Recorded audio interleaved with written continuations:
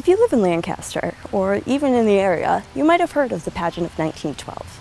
This multi-episodic pageant was held on July 4th in the town green. Nearly 400 people performed and nearly 4,000 people were in attendance. This isn't an event that you could just plan overnight. This is something that took many people many months to plan and organize. But before we get into the Lancaster pageant, let's delve back into history and figure out where these pageants came from anyways.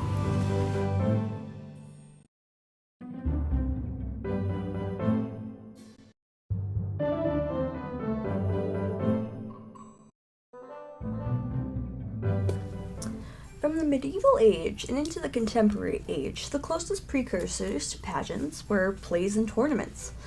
Not based around the geographical history of an area, tournaments and plays still required many people to organize and to create the content for them. The more modern concept of pageants didn't really start taking off until about the 20th century, when Britain caught pageant fever. In 1905, playwright Louis Napoleon Parker produced a 1200th anniversary pageant for the southwest English town Sherborne, Dorset. The 11 dramatic scenes walked the audience through the history of the town, starting with the founding of the town in 705. And although the Sherborne Dorset pageant had more than 800 performers, most Edwardian-style pageants featured more than 2,000 performers. Louis was known as one of the most prolific pageant masters during the Edwardian period. The title of pageant master became popular from then on to define pageant producers. Small towns with long histories were the most common places you would see pageants pop up, as they had the most history for pageant masters to create content with. And although the purpose of pageants was to share the knowledge of the past, they ended up creating community pride and publicity. The idea of holding pageants crossed the ocean and started to become more popular in the United States. Schools, churches, youth organizations, political parties, and everyone in between were using pageants for publicity and boosterism. With all the records kept from the pageant and us scouring through everything we could get our hands on, how the costumes, sets, and props were made had to be one of the hardest things for us to figure out. On the original pamphlet, there is a credit for costumes to a Raymond and credit for the wigs to a Roth. Newspapers state that pageant master Joseph Lyndon Smith drew the original costume sketches. However, there was an entire committee responsible for assisting in costumes, sets, and property. Unfortunately, the names of these people is all we have to describe them. There are no known patterns to exist, but the sketches are relatively simple or common pieces to make, along with notes on some specifics of certain aspects of the costume. For instance, the Puritan costumes for men have notes such as cloth socks made of wool or cotton. The Minutemen costume design even references page 14 of 2 centuries of costumes in America, while also giving ideas on how the hat should be made and how the vest should be cut. We can assume from this information the committee who assisted with costumes was able to help create enough of each costume for each character within a scene. As for the sets and props, there's limited information other than the pictures we have from the pageant. The most impressive set, in my opinion, is the Rowlandson's blockhouse, which gets burned down in episode 3. The house was built in front of the First Church of Christ and was set on fire and burned down during the pageant. If you look closely at some of the pictures, you can see a wall of fresh-cut branches behind the blockhouse. The best guess we have is this was the best way to prevent the fire from spreading to the church. Imagine building an entire log house and then burning it down just for entertainment. When the day of the pageant was upon Lancaster, a very important group was tasked with making sure that there was enough time to get ready, as the pageant started at 10 a.m. The Daybreak Patrol was a group of volunteers who were in charge of waking up the entire town. They drove through the streets playing their musical instruments as loudly as possible and spraying hoses to get people up and at 'em and ready for show day. And although they were volunteers, they did demand from the pageant committee that breakfast be provided to them. And with a job as important as waking the entire town, we're pretty sure they got their breakfast. Bleachers were built in front of the old town hall. They made enough seats for 1,200 people, but nearly 4,000 people showed up for the audience. The remaining audience members would start to wrap around the green, creating sort of an amphitheater for the pageant. The pageant master, Joseph Lyndon Smith, was a well-known artist. He was known for reproducing murals and statues from ancient civilizations. You can even find some of his work in the Fitchburg Art Museum and the Isabella Stewart Gardner Museum. In Smith's spare time, he wrote and produced plays, fetes, pageants, and masks for fundraising charitable events. And though we can't tell for certain where he got his information to write the pageant of 1912, it's not an overstatement to say that it took hours and hours of work to collect the information and then create 5 episodes for the townfolk to act out.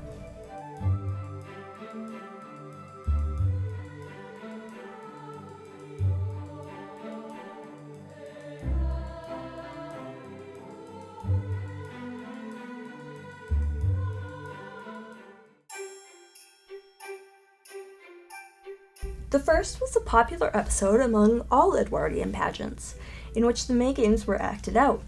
The May Games were a collection of different sporting events that townfolk could participate in. The May Games derived from the Robin Hood folklore in the 15th and 16th century.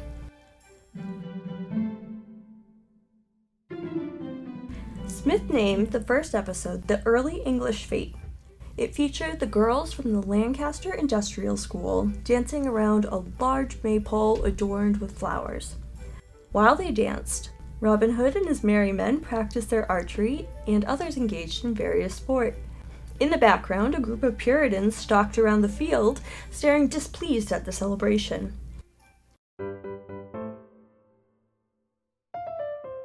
The next 4 episodes are based on events specifically in the history of Lancaster. Episode 2, known as The Settlement, tells of the building of the trading post on Nashaway land and Lancaster receiving its township rights from the General Court in 1653. A common history still shared to this day is the story of the trading post built in the area with the original support of the Nashaway tribe and their leader, Chief Sholin. The trading post was built by a group of Boston area-based blacksmiths and tradesmen with court approval, as long as they would prepare the land for future settlement. John Prescott, the first settler, was the one to start building the settlement. As other families moved to the area, the town began to take shape. In the pageant, settlers walk in a long line carrying baskets of their belongings into town. When they arrive, women serve the midday meal, while the stockade and blockhouse are finished being constructed. As the colonists are finishing their meal, the Nashaway tribe arrives in the background.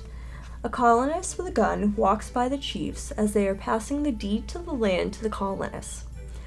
As the group is looking over the deed, the rest of the colonists start to gather around, creating a semicircle. Episode 2 then ends with drinks and dinner being passed around. Episode 3, named Massacre by the Indians, seems to have been the longest of the episodes. It started with 2 colonists standing as watchmen in the front of the blockhouse. 2 Nashaways sneak up on them from the woods, and one of the colonists shoots one of the natives. Panic starts to ensue as colonist leaders are trying to get women, children, and the elderly into the blockhouse and get the cattle into their enclosures. The natives, led by the allegedly more hostile Sagamore Sam at this point, retaliate for the Nashaway who was shot earlier. They gather into 3 groups. The first are firing on the left, the second are crawling along the stockade, and the third come running in with dried brush and grass which they set on fire and throw into the blockhouse. The colonists then rush out of the blockhouse. Some colonists are shot and some are tied up by the natives. Mary Rowlandson, the minister's wife, and the eventual author of The Sovereignty and Goodness of God, shouts to people to flee so they won't be captured, but ends up becoming one of the captured herself. The Nashaways rummage through the belongings of the dead and take the others captive. The scene ends with the dead colonists being carried off the field by the remaining survivors. Episode 4, a relatively short episode simply called Minutemen, starts with the farmers talking to the minister and his daughter about the rumors of the start of the Revolutionary War. As they're talking, a postman quickly arrives on horseback with the confirmation from Boston that the Revolutionary War has indeed started. The men run home, grab their guns and ammunition, getting ready to fight in battle. They line up to march out towards Boston, drums and fife keeping time. The women and children wave and say their farewells. The fifth and final episode of the pageant was named The Reception to Lafayette. It starts with the townsfolk preparing for the arrival of Marquis de Lafayette, who, as part of his Guest of the Nation tour, would be visiting the town in September of 1824. The American flag was raised and the famous Welcome Lafayette arch was staked into the ground. Girls come in with garlands and flowers and decorate the arch. The occasion took place on the town green and started with an opening address read by Reverend Dr. Thayer. A minuet dance, or a slow ballroom-style dance, was performed by the townspeople as part of the welcoming festivities.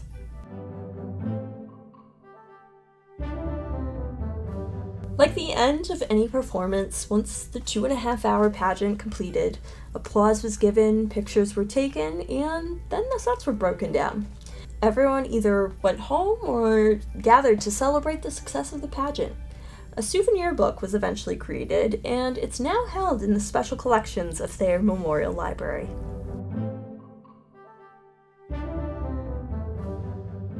By the end of World War II, holding pageants started to fade. There's no one clear reason as to why they became less popular, but people were coming back from war, going back to work, and starting to grow their families. They didn't have time to plan such grand events.